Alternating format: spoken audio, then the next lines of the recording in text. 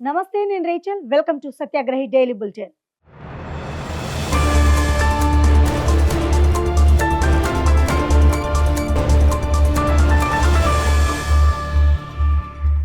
నాగర్ కర్నూలు జిల్లా కుమ్మెర ఘటనపై తీవ్ర ఆవేదన వ్యక్తం చేశారు బీఆర్ఎస్ వర్కింగ్ ప్రెసిడెంట్ కేటీఆర్.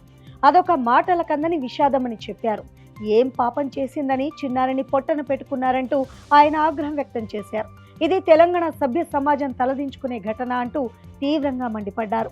బాధితులను పరామర్శించిన ఆయన ప్రభుత్వం, పోలీసులు వ్యవహరిస్తున్న తీరుపై విరుచుకుపడ్డారు. దేవుడు దర్శనం అడిగితే దాడి చేస్తారా అని ఫైర్ అయ్యారు. బాధితులకు తాము అండగా ఉంటామని, నిందితులపై ప్రభుత్వం కఠిన చర్యలు తీసుకునే వరకు విడిచిపెట్టే ప్రసక్తే లేదని హెచ్చరించారు కేటీఆర్. రాష్ట్రంలో భారీగా ఐఏఎస్లను బదిలీ చేసింది ప్రభుత్వం. 45 మంది కీలక ఐఏఎస్లను రాష్ట్ర ప్రభుత్వం ట్రాన్స్ఫర్ చేసింది. ఈ మేరకు సిఎస్ రామకృష్ణరావు ఉత్తర్వులు జారీ చేశారు. ఐటీ, వాణిజ్య శాఖ ప్రత్యేక ప్రధాన కార్యదర్శిగా పనిచేస్తోన్న సీనియర్ ఐఏఎస్ అధికారి సంజయ్ కుమార్ను పంచాయతీరాజ్, గ్రామీణాభివృద్ధి, గ్రామీణ జల సరఫరా, గ్రామీణ పారిశుద్ధ్య శాఖల ప్రత్యేక ప్రధాన కార్యదర్శిగా బదిలీ చేశారు. ఐటీ, పరిశ్రమల శాఖ ప్రధాన కార్యదర్శిగా ఎన్ శ్రీధర్ను నియమించారు. విపత్తు నిర్వహణ విభాగం ప్రత్యేక ప్రధాన కార్యదర్శిగా ఎం దానకిషోర్కు అదనపు బాధ్యతలు అప్పగించారు. రాజకీయ వ్యవహారాల ప్రధాన కార్యదర్శిగా రాహుల్ బొజ్జా, సాగునీటి శాఖ కార్యదర్శిగా ఈ శ్రీధర్ను నియమించారు. ఆర్థిక ప్రణాళిక శాఖ కార్యదర్శిగా డాక్టర్ గౌరవ్ ఉప్పల్ను బదిలీ చేశారు.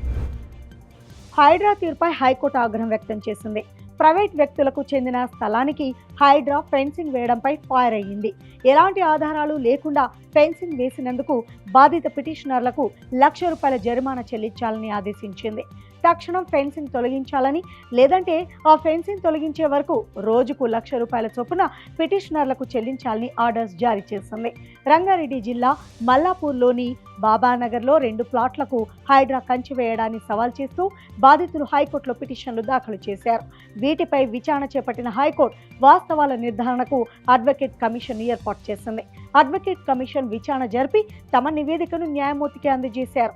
అనంతరం ఈ మేరకు తీర్పు చెప్పింది high court. AP deputy speaker Raghuramakrishnaraju గాయపడ్డారు. ఎమ్మెల్సీలు, ఎమ్మెల్యేలకు నిర్వహించిన క్రీడా పోటీలో పాల్గొన్న ఆయన క్రికెట్ ఆడుతూ కింద పడ్డారు. రన్అట్ నుంచి తప్పించుకునేందుకు వేగంగా పరిగెత్తుతూ అదుపు తప్పి కింద పడిపోయారు. దీంతో మణికట్టు, ఎడమ భుజానికి గాయాలయ్యాయి. వెంటనే పరీక్షించిన డాక్టర్లు చికిత్స కోసం రఘురామకృష్ణరాజును మణిపాల్ ఆసుపత్రికి తరలించారు. అయితే మెరుగైన చికిత్స కోసం హైదరాబాద్కు వెళ్లే అవకాశం ఉన్నట్లు తెలుస్తోంది. ఏపీలో మండలి సమావేశాలు హాట్ టాపిక్ గా నడుస్తున్నాయి.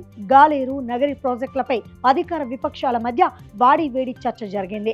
గత ప్రభుత్వ హయాంలో Jagan Rayalaseema lift irrigation project ప్రారంభించారని, ప్రస్తుత ప్రభుత్వం ఆ ప్రాజెక్టును ఎప్పటి వరకు పూర్తి చేస్తుందో చెప్పాలని వైఎస్ఆర్సీపీ సభ్యులు డిమాండ్ చేశారు. అటు తెలంగాణ సీఎం రేవంత్ రెడ్డి చేసిన వ్యాఖ్యలపై కూడా స్పష్టత ఇవ్వాలని కోరారు. ఇక దీనిపై స్పందించిన అధికార పక్షం, వైసీపీ సభ్యులు కనీస అవగాహన లేకుండా మాట్లాడుతున్నారని ఫైర్ అయ్యారు. పొరుగు రాష్ట్రం నేతలు రాజకీయ లబ్ధి కోసం మాట్లాడతారని క్లారిటీ ఇచ్చారు. శ్రీకాకుళంలో డయేరియా విజృంభించడానికి అధికారుల నిర్లక్ష్యమే కారణమని తేల్చింది ప్రభుత్వం. ఈ మేరకు శ్రీకాకుళం మున్సిపల్ కార్పొరేషన్పై చర్యలు తీసుకుంది. ఇటీవల శ్రీకాకుళంలోని కాకి వీధి, గోల్కొండ రేవు, దమ్మల వీధి, మంగువారి తోట ప్రాంతాల్లో డయేరియా సోకి ఒకరు చనిపోగా మరో 76 మంది అస్వస్థతకు గురయ్యారు. ఇందులో అధికారుల నిర్లక్ష్యం ఉందన్న ప్రభుత్వం కమిషనర్ కూర్మారావును సస్పెండ్ చేస్తూ ఉత్తర్వులు జారీ చేసింది. సోషల్ మీడియాలో ప్రధాని మోదీ దూసుకెళ్తున్నారు. తాజాగా ఇన్స్టాగ్రామ్లో ఆయన ఫాలోవర్ల సంఖ్య 10 కోట్లు దాటింది. దీంతో ప్రపంచంలో అత్యధిక ఫాలోవర్లున్న రాజకీయ నేతగా మోదీ రికార్డు సృష్టించారు. ప్రధాని మోదీ 2014 నుంచి ఇన్స్టాగ్రామ్ వినియోగించడం ప్రారంభించినప్పటి నుంచి అనతి కాలంలోనే రికార్డు స్థాయిలో ఫాలోవర్లు వచ్చారు. ప్రస్తుతం అమెరికా అధ్యక్షుడు డొనాల్డ్ ట్రంప్ కంటే మోదీ ఫాలోవర్ల సంఖ్య 2 రెట్లు ఎక్కువగా ఉండడం విశేషం. 10 కోట్ల మందితో మోదీ ఫస్ట్ ప్లేస్లో ఉంటే 4.3 కోట్ల మంది ఫాలోవర్లతో ట్రంప్ 2వ స్థానంలో ఉన్నారు.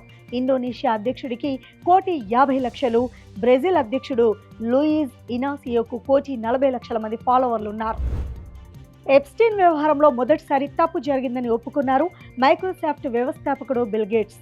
తన వల్ల బిల్ గేట్స్ ఫౌండేషన్కు కూడా చెడ్డ పేరు వచ్చిందని వాపోయిన ఆయన సంస్థ సిబ్బందికి క్షమాపణలు చెప్పారు. తాను ఎప్స్టీన్తో క్లోజ్గా ఉన్న మాట వాస్తవమే అని అంగీకరించారు. అయితే అతడితో ఉన్న మహిళలతో తనకు ఎలాంటి సంబంధం లేదని స్పష్టం చేశారు. కానీ తనకు 2 రష్యన్ మహిళలతో సన్నిహిత సంబంధాలు ఉన్నాయని, ఆ మహిళలకు ఎప్స్టీన్కు సంబంధం లేదన్నారు బిల్ గేట్స్. ఇక ఎప్స్టీన్ ఫైల్స్లో బిల్ గేట్స్ పేరుండడంతో ఇటీవల జరిగిన ఏఈ సదస్సుకు ఆయనకు ఆహ్వానం పంపలేదు కేంద్ర ప్రభుత్వం. టీమిండియా మాజీ క్రికెటర్ శిఖర్ ధావన్కు భారీ ఊరట లభించింది.